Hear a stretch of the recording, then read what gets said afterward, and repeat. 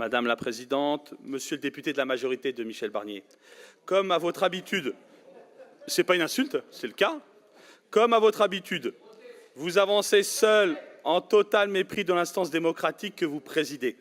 Encore une fois, les élus régionaux que nous sommes avons découvert vos intentions quant à ce budget 2025 dans la presse, bien avant le débat budgétaire de ce jour. Vous annoncez et les autres n'ont qu'à vous suivre.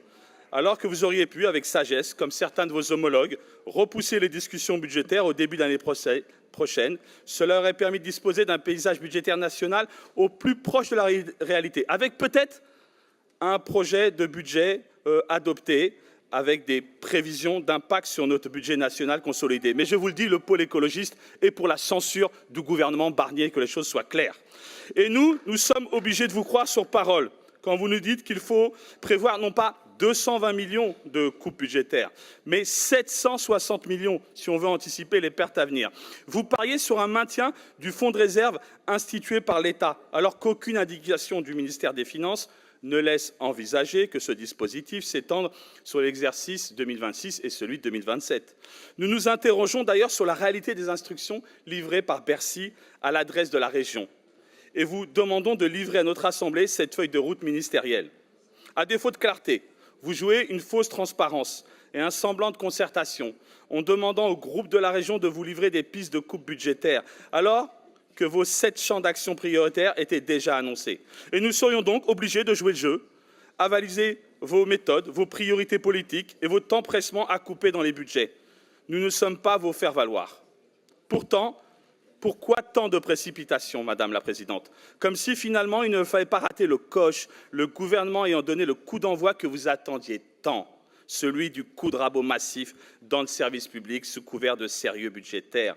Ce service public que vous méprisez tant, tenu à bout de bras par des fonctionnaires que vous dénigrez en fantasmant sur les délires d'Elon Musk. Le comité de l'âge que vous souhaitez se transforme dans notre collectivité en comité à la tronçonneuse. Non, bien au contraire. Nous saluons l'action et l'investissement au quotidien des agentes et agents de la fonction publique, en particulier celles et ceux de la région Île-de-France et des organismes associés qui font vivre notre collectivité toujours dans de plus grandes difficultés.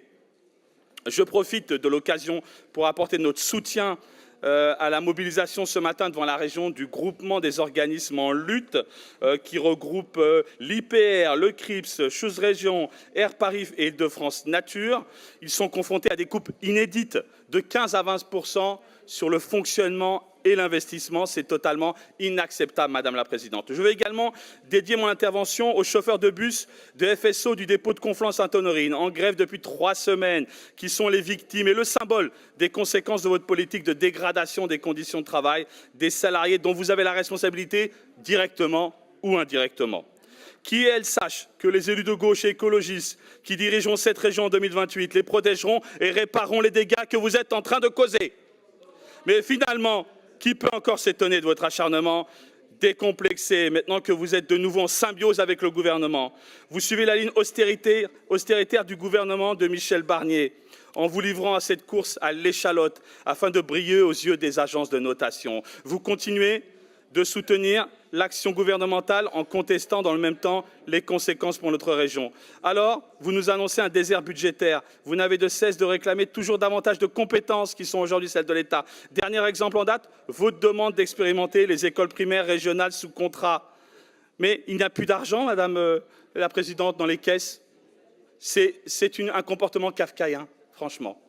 Le choc de la décentralisation, appelé de vos vœux, est tout simplement illusoire. Madame la Présidente, vous devez vous occuper des Franciliens et des Franciliennes et des compétences qui sont les vôtres. Tout cela contribue à la confusion générale qui règne sous votre mandat. Je vous remercie.